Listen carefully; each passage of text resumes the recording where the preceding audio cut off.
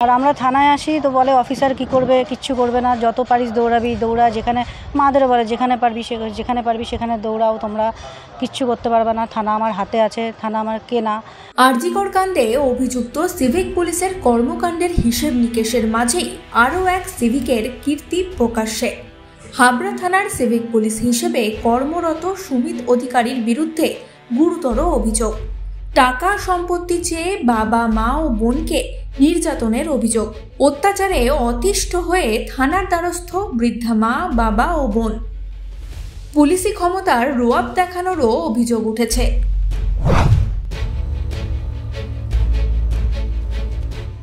পুলিশের দ্বারস্থ হলেন আপনি? পুলিশের দ্বারস্থ হলাম। ছেলের অত্যাচার করে, বউরাও করে, সবাই করে, অত্যাচারটা সবাই করে, কিন্তু ছেলের মদতেই বেশি হচ্ছে। ছেলে ইচ্ছা করলে থামাতে পারে বা কিছু করতে পারে, সেটাও করছে না। ছেলে কি করে? আমার ছেলে হাবড়া থানায় সিভিক পুলিশ। আপনাকে মারধর করে? হ্যাঁ, ওরকমই। ওর বাবারে ছেলে ই করে, আর হচ্ছে বউরা আমাদেরই করতে আসে। বউরা ওর বাবারে তো মারতে পারে না, ওর বাবারে ছেলে মারতে গেছিলো, 2 দিন করেই মারতে গেছে। কি কারণে মূলত আপনাদের মারধর করতে যায়? আমাদের মারধর করতে যায় কারণটা ঠিক বলতে পারবো না। তার মধ্যে ওই যে টাকা পয়সা কিছু চায় যে টাকা পয়সা আমার দিতে হবে, আমি এই টাকা পাই, হ্যাঁ এই টাকা পাই, ওই টাকা পাই। আমি বলছি লোক ডাক, আমার কাছে কি টাকা পাস? আমার কাছে তো কোনো টাকা পাস না। না, খেতে দেয় না, ছেলে খেতে দেয় না। আর বউ ওরকম অত্যাচার করে। বউও বলে গরম ভাতের হাঁড়ি ছুঁড়ে মারবো। ভাতের হাঁড়ি নিয়েও একদিন এসছে, গরম ভাতের হাঁড়ি যে ছুঁড়ে মারবো। পুলিশের ভয় কি? ও বলে থানায় ও চাকরি করে, সেখানে ওর একটা আছে,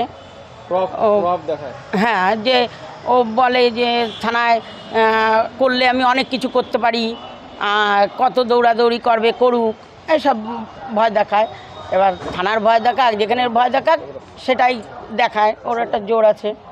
ছেলে সিভিক ভলেন্টিয়ার হয়েও আজকে আপনারা বাবা মা, আপনার স্বামী স্ত্রী দুজনেই আজকে থানায় এলেন, কতটা অসহায় বোধ করছেন?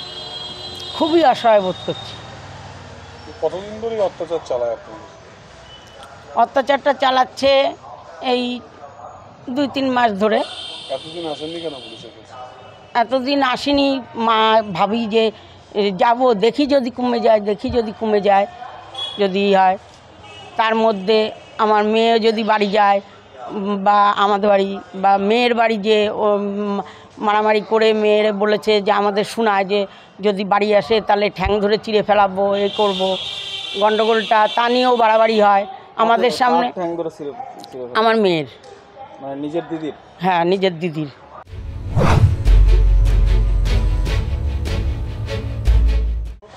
মা বাবাকে নিয়ে থানায় কেন এসেছে? মা বাবার ওপর প্রচণ্ড অত্যাচার করে, বাড়ির জিনিসপত্র ভাঙচুর করে, মা কিছু মানে মার কাছ থেকে টাকার প্রেশার করে। আমার ছোট ভাই। ও হাবড়া থানার সিভিক। সিভিক প্রচণ্ডভাবে পুলিশের ভয় দেখায়। আর আমরা থানায় আসি তো বলে অফিসার কি করবে, কিচ্ছু করবে না, যত পারিস দৌড়াবি দৌড়া, যেখানে মাদেরও বলে যেখানে পারবি সেখানে দৌড়াও, তোমরা কিচ্ছু করতে পারবে না, থানা আমার হাতে আছে। হ্যাঁ, মা বাবাকে মারধর করে, জুতো আমাকে তো মারধর করেছে। আমার তো কমপ্লেন করেছি হাবড়া থানায়, কিন্তু জিডি নিয়েছে, কেস নেয়নি। না, কোনো ব্যবস্থা নেয়নি। ও হয়তো কাউকে, ওর অনেক পাওয়ার আছে, সেই পাওয়ারটা দেখাচ্ছে। আমি অনেক, আমাকে হাবড়া থানার থেকে আমি একটা ভাই বলছে যত পারবি দৌড়া, কোনো কেউ কেস নেবে না, থানার কেউ কেস নেবে না, থানা আমার হাতে। কি বলে হুমকি দেয়? ঠ্যাং ধরে চিড়ে ফেলবো, এই বাড়ির দিকে আসুক। মা বাবাকে মারধর করে, যখন মা বাবাকে গালাগালি করে, জুতো ছুঁড়ে মারে সব। আমি এবার বাপের বাড়িতে গেলে, মা তো অসুস্থ, তো মা পিজিতে ডাক্তার দেখায়, মা প্রচুর, মার কিডনির অসুবিধা, হার্টের অসুবিধা, দেখতে গেলেও দেখতে যেতে দেবে না, এক বাটি তরকারি দিলেও দিতে দেবে না। এই সময় ডিজিটাল।